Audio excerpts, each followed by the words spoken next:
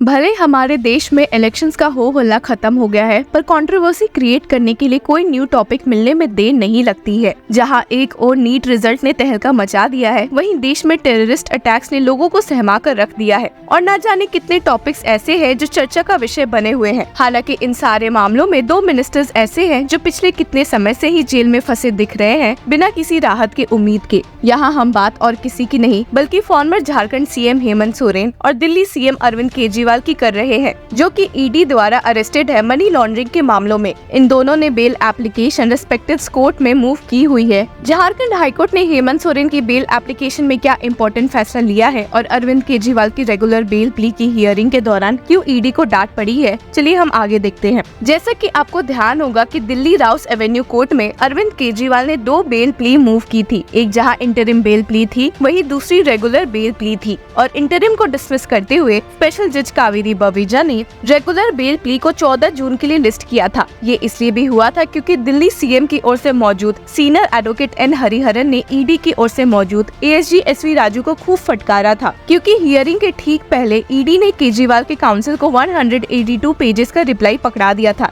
जिसे पढ़ने के लिए उन्होंने कुछ समय की मांग की थी। और इसी बात से गुस्सा होते हुए सीनियर एडवोकेट एन हरिहरन ने ईडी को फटकारते हुए कहा था कि advance copy doesn't mean you give it to me half an hour before the hearing. Hello दोस्तों, क्या आपको पता है आप एक जज बन सकते हो, वो भी बिल्कुल फ्री में। जी हाँ, आपने सही सुना, आप फ्री में जुडिशियल एग्जाम्स के लिए प्रिपेयर कर सकते हो। टेक्स्ट बुक आपके लिए लेकर आया है एक सुनहरा अवसर, जहाँ सभी बडिंग जजेस को मौका मिल रहा है। शुभम उपाध्याय सर, जो कि एक जुडिशरी एक्सपर्ट है, के द्वारा शुरू किए गए एक फ्री मेंटरशिप प्रोग्राम से जुड़ने का। आपको बता दूं कि ये एक ईमेल बेस्ड मेंटरशिप है, जहां आपको assignments, free resources, videos and PDFs मिलेंगे। You get to know about exam strategies, answer writing guidance and interview grooming. So grab this opportunity, क्योंकि जुडिशियल सर्विस एग्जामिनेशंस के रिगार्डिंग आपको इससे बेहतर क्लैरिटी कहीं और नहीं मिलेगी। Check the description for the link. आज है लिंक क्लिक करके फ्री मेंटरशिप प्रोग्राम ज्वाइन कीजिए। हियरिंग में काफी ट्विस्ट भी आए थे जब एएसजी एसवी राजू ने कह दिया था कि उनके पास सिर्फ अरविंद केजरीवाल का मैटर नहीं है कि वे वेकेशंस के बीच में इस मैटर में आएंगे लड़ने, जिससे सीनियर एडवोकेट एन हरिहरन काफी शॉक्ड भी दिखे थे और कहा था कि it can not be that in a bail situation the prosecution says because I am on vacation a bail matter may not be heard, it is unheard of. और आज की हियरिंग के दौरान वेकेशन जज मुकेश कुमार के सामने अरविंद केजरीवाल द्वारा एक दूसरी प्ली पेश हुई है, जिसमें कि उन्होंने कोर्ट से ये मांग रखी है to allow his wife to join proceedings through virtual mode when he is examined by the medical board. जैसा कि आपको ध्यान होगा कि अरविंद केजरीवाल ने मेडिकल ग्राउंड्स को बेल कंडीशंस के लिए साइट किया है और मामले में पहले ही एक मेडिकल बोर्ड कॉन्स्टिट्यूट हुई थी उनकी जांच करने के लिए। इस मामले में थोड़ा सोचकर जज मुकेश कुमार ने कहा कि before passing any order I deem it appropriate to call for reply from the jail superintendent concerned, the application be kept for tomorrow. Hearing हालांकि इधर इंटेंस हो गई जब ईडी के काउंसिल एडवोकेट जोहेब हुसैन ने कह दिया कि उन्हें इस मामले में कुछ समय की नीड है फ्रेश एप्लीकेशन का रिप्लाई फाइल करने के लिए, and stated preparing to file a reply in the application ASG SV Raju leading my bail plea in the next session. हालांकि जज मुकेश कुमार यहाँ एडवोकेट जोहेब की बात सुनकर भड़क गए और सवाल करते हुए पूछ लिया, Accused in judicial custody not under your jurisdiction। अगर वो कोई कन्वीनियंस चाहते हैं तो उसमें आपका तो कोई रोल है ही नहीं।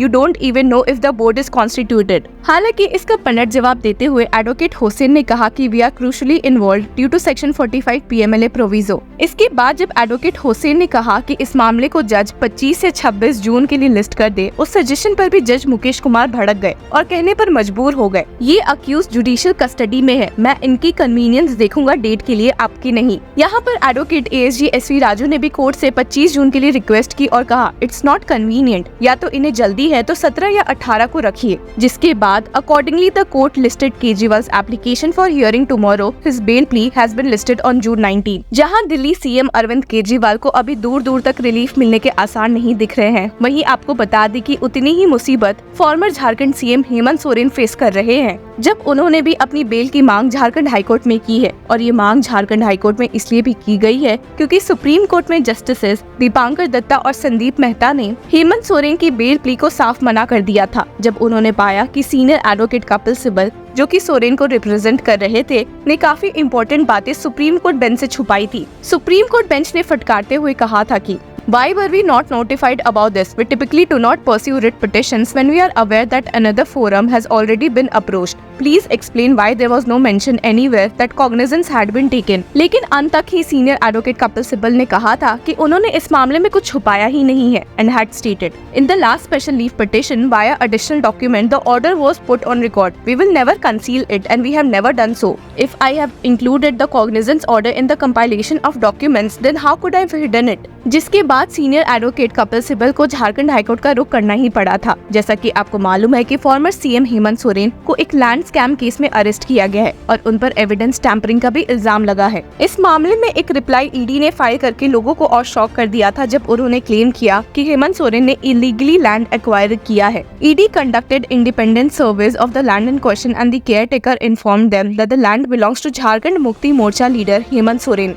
हालांकि झारखंड हाईकोर्ट में इसको अपोज करते हुए हेमंत सोरेन की ओर से मौजूद सीनियर एडवोकेट मीनाक्षी अरोरा ने आर्ग्यू करते हुए कहा है कि the Jharkhand Mukti Morcha executive president has been unfairly targeted in a politically motivated and fabricated case. हालांकि ईडी की ओर से मौजूद एएसजी एसवी राजू ने उल्टा सोरेन पर इल्जाम लगाया है कि उन्होंने अपने सीएम पोस्ट का मिसयूज करते हुए have unlawfully acquired 8.86 acres in Bargain Anchal in the state capital. ED counsel SV Raju ने यहाँ पर स्टेट किया कि witnesses who have been examined by the federal agency have confirmed the ex-CM's involvement in the illegal land deal. During the probe, Soren's media consultant Abhishek Prasad admitted that the former CM instructed him to manipulate official records to change the ownership details of the land. हालांकि आपको बता दें कि हेमंत सोरेन की ओर से मौजूद senior advocate Kapil Sibal ने भी कई मौकों पर अपने क्लाइंट को बचाने के लिए आर्गुमेंट्स रखे हैं and had contended that he was falsely implicated in a criminal case by the ED. Sibbal asserted that the accusations against Soren regarding the alleged assumption of the bargain plot did not constitute an offence under the Prevention of Money Laundering Act, the charge for which Soren was jailed. सिर्फ यही नहीं बल्कि इस मामले में ED के jurisdiction को question करते हुए सिब्बल ने कहा है कि अगर एलिगेशन सच भी होते हैं तो ये एक civil dispute over property rights है और ना ही क्रिमिनल एक्टिविटी।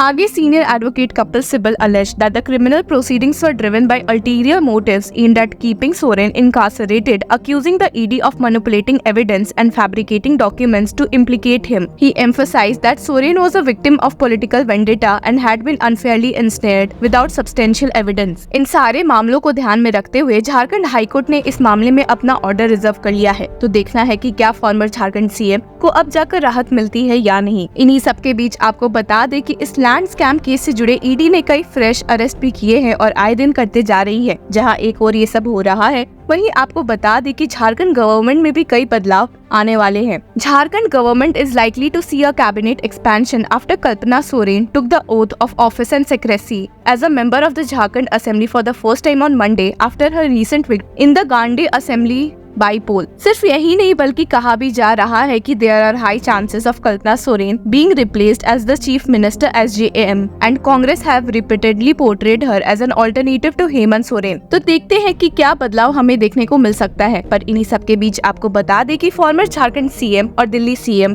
की मुश्किलें कम होती हुई नहीं दिख रही है और जो आए दिन इन मनी लॉन्ड्रिंग केसेस में पूरी तरह से फंसते जा रहे हैं। जहां ईडी ने झारखंड हाईकोर्ट में रिप्लाई फाइल करते हुए हेमंत सोरेन के खिलाफ एक्यूजेशंस और एलिगेशंस लगाए हैं, वहीं आपको बता दें कि उन्होंने दिल्ली सीएम को भी अपने लेटेस्ट प्रोसिक्यूशन चार्जशीट में नेम करते हुए मामले को और संगीन कर दिया है। तो देखते हैं कि इन दोनों मिनिस्टर्स को राहत मिलती है या नहीं। Till then keep following law चक्रा।